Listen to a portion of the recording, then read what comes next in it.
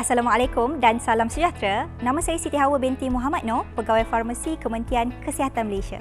Saya ingin berkongsi dengan anda tentang penyimpanan ubat yang betul.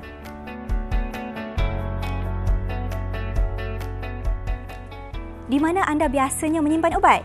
Di dalam peti sejuk, di tepi dapur, di bilik mandi atau di dalam kereta? Saya akan terangkan kepada anda satu persatu. Selalunya pengguna menyimpan ubat di dalam peti sejuk kerana menganggap ubat akan tahan lebih lama.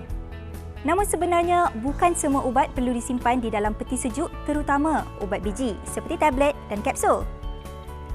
Jika ubat tablet disimpan di dalam peti sejuk, ubat akan menjadi lembap dan mudah hancur. Keberkesanan ubat tidak dapat dijamin dan pesakit berisiko untuk mendapat kesan mudarat. Selain itu, ubat juga tidak boleh disimpan di dalam peti sejuk beku. Ubat inhaler untuk asma dan ubat tablet bawah lidah glyceryl trinitrate untuk serangan jantung biasa kita simpan di dalam kereta bagi memudahkan ubat diambil semasa kecemasan. Sebenarnya ubat tidak boleh disimpan di dalam kereta untuk tempoh yang lama kerana suhu di dalam kereta boleh mencecah hampir 50 darjah Celsius dan selalu letak kereta di bawah cahaya matahari kan? Jika ubat disimpan di dalam kereta, ubat akan rosak, manakala ubat inhaler pula akan meruap keluar dari bekasnya. Terdapat sesetengah ubat yang biasa disimpan di dalam bilik mandi supaya senang untuk diambil. Namun begitu, ubat sebenarnya tidak boleh disimpan di dalam bilik mandi atas faktor kebersihan dan kelembapan. Selain itu, menyimpan ubat di dalam bilik mandi adalah tidak selamat kerana mudah dicapai oleh kanak-kanak. Ramai yang suka menyimpan ubat berhampiran dapur memasak, ketuhar atau peti sejuk supaya mudah untuk diambil. Kita sebenarnya tidak boleh menyimpan ubat di kawasan ini kerana faktor kebersihan, suhu yang tinggi dan mudah dicapai oleh kanak-kanak. Simpan ubat di dalam bungkusan asal beserta label. Ini penting ya, bagi mengelakkan kekeliruan dan memastikan pesakit mengambil ubat yang betul. Bungkusan asal bermaksud blister, botol, kotak atau sampul ubat yang diberikan di kaunter farmasi. Simpan ubat di dalam bekas yang sesuai, contohnya dalam bekas yang bertutup.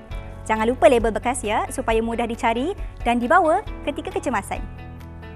Simpan ubat makan berasingan daripada ubat yang digunakan untuk kegunaan luar. Contoh ubat makan, tablet, kapsul dan ubat minum.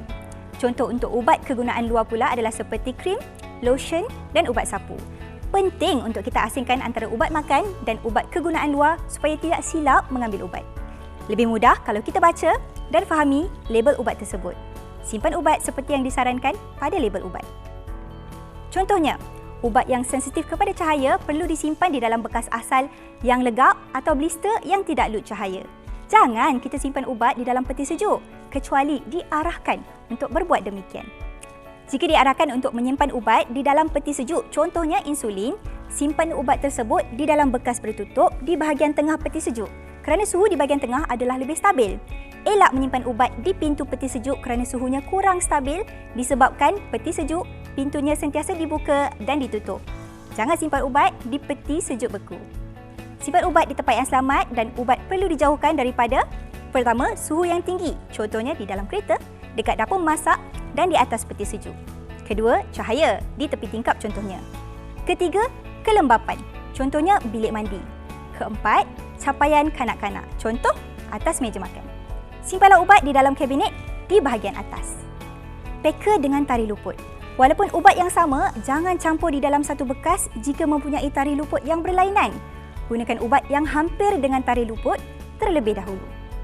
Kalau lambat lagi nak guna ubat, jangan keluarkan daripada blister dan jangan campur ubat yang berlainan di dalam bekas yang sama.